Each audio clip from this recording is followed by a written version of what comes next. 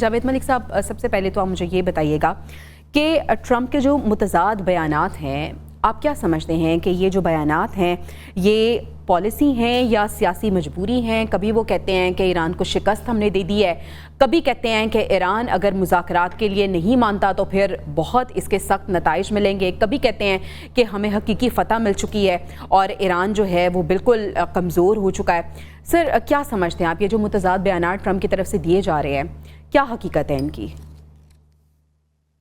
دیکھیے، president Trump کی جو سٹائل آف گورننس ہے، جس طرح سے وہ میڈیا کو انگیج کرتے ہیں، وہ تو ایک منفرد انداز میں ہی کرتے ہیں۔ آف کورس میں ان کی سٹیٹمنٹس کو اگر ایک تھیوری ہے، نکسن کے زمانے میں یہ امریکنز نے ایجاد کی تھی، اسے کہتے تھے میڈ مین تھیوری۔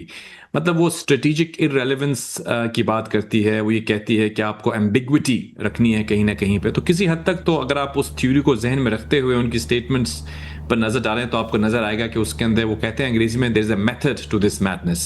ایسا نہیں ہے کہ وہ بالکل ہی ریٹرک کی بات کر رہی ہیں۔ اور دوسرا ایلیمنٹ یہ ہے کہ دیکھیے، جب کبھی بھی ڈپلومیسی ہوتی ہے یا انٹرنیشنل افیئرز، آج ہم جس دنیا میں کھڑے ہیں یہاں پہ انفارمیشن وارفیئر بھی ایک جنگ کا حصہ ہے۔ آپ کو کئی دفعہ ایسی سٹیٹمنٹس دینی پڑتی ہیں یا آپ دیتے ہیں، اور ان سٹیٹمنٹس کے دو مختلف زاویے ہوتے ہیں۔ ایک تو آپ اپنے ڈومیسٹک آڈینس کے لیے دے رہے ہوتے ہیں، ایک ایسی ہوتی ہیں جب آپ بیٹھتے ہیں نیگوسیشن کرنے کے لیے تو اکراس دا ٹیبل جو پارٹی آپ کے سامنے بیٹھی ہے اس سے بات کرتے ہیں۔ اور آپ کو جو لوگ سفارتکاری سے فیملیئر ہیں وہ آپ کو یہ بتائیں گے کہ دس از کوائٹ نارمل کہ ہم جب آپس میں نیگوسیشن کرتے ہیں تو ہم جو پوزیشن لیتے ہیں ضروری نہیں ہے ہم میڈیا کے سامنے بھی جا کے وہی پوزیشن لیں۔ تو ڈپلومیسیز کے مختلف انٹرسٹیز ہوتی ہیں، تو اوبیسلی آپ کو شاید اس میں لگتا ہوگا تضاد، مجھ میں تضاد ہے ڈیفینیٹلی، ایسا نہیں ہے، کیونکہ وہ بہت سی باتیں جو انہوں نے کہی ہیں وہ حقیقت پر مبنی نہیں ہیں۔ وہ کہتے ہیں کہ ہم جنگ جیت چکے ہیں، پھر وہ کہتے ہیں ان پہ حملے ہو جاتے ہیں، تو اوبیسلی وہ تو ایک ہے اپنی جگہ کے اوپر۔ لیکن جو حقیقت ہے اپنی وہ یہ ہے کہ دیکھیے، جو پاکستان کے پوائنٹ آف ویو سے اگر ہم بات کریں تو ہماری تو انٹرسٹ یہی ہے کہ یہ مسئلہ حل ہو جائے۔ تو ہم تو جب بات کریں گے تو ہم ایک انڈیپینڈنٹ نیوٹرل اینگل سے کریں گے۔ میری نظر میں وہی ایک بہترین طریقہ ہے۔